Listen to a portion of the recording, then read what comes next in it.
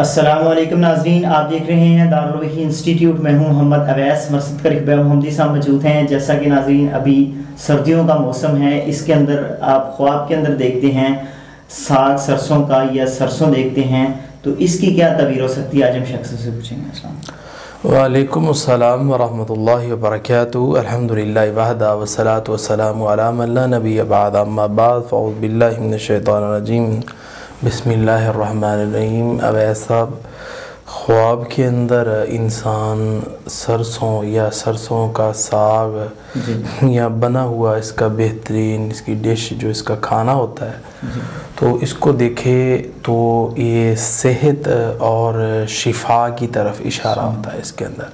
اسی طرح پروردگار عالم آنے والا وقت اور آنے والے معاملات اچھے کر دے گا، اور گھر کے اندر اللہ تعالیٰ خوشیاں پیدا کر دے گا۔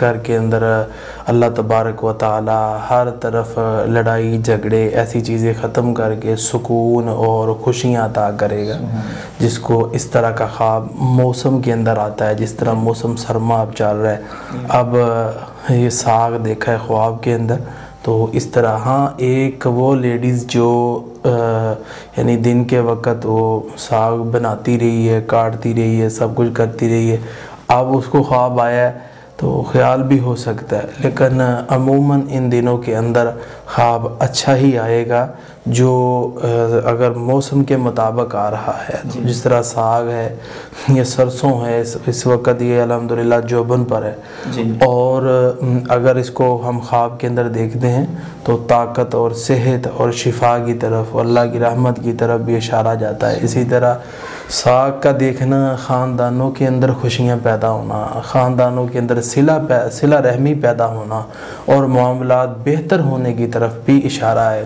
محلے کے اندر معاملات بہتر ہونے کی طرف بھی ساگ اگر خواب میں دیکھتے ہیں تو یہ بھی اشارہ ہے اس کے اندر، کیونکہ جس طرح یہ پکتا ہے تو پھر محلے میں تقسیم بھی ہوتا ہے، رشتہ داروں کو بھی جل جاتا ہے، دور کے رشتہ داروں کو بھی جا رہا ہوتا ہے، حتیٰ کہ لوگ آف کنٹری بھی لے جاتے ہیں۔ اور مجھے یاد آیا ایک واقعہ کا میں نام نہیں لوں گا، تو وہ لیڈیز لے کر جا رہی تھی کویت، یہ ساگ ہی اور جناب ساتھ اس کے مکئی کی روٹیاں، تو وہ ایئرپورٹ پر جب پہنچے تو وہ ساگ سارا ان سے نا وہ ڈیل دیا، وہ گر گیا ان سے نا، تو سارے کپڑے وہ چیزیں ان کی خراب ہو گئی۔ تو اس طرح یہ یعنی کہ دیکھیں کہاں تک اس کا تعلق بن گیا، اور یہ اس کا کتنی اس کی لذت ہے اور لوگ اس کو کتنے شوق سے کھاتے ہیں۔ تو جو شخص خواب میں دیکھتا ہے اللہ اس کو لذیذ چیزوں کا سامنا کرائے گا، اور اسی طرح اس کے اندر اچھے شوق پیدا کر دے گا۔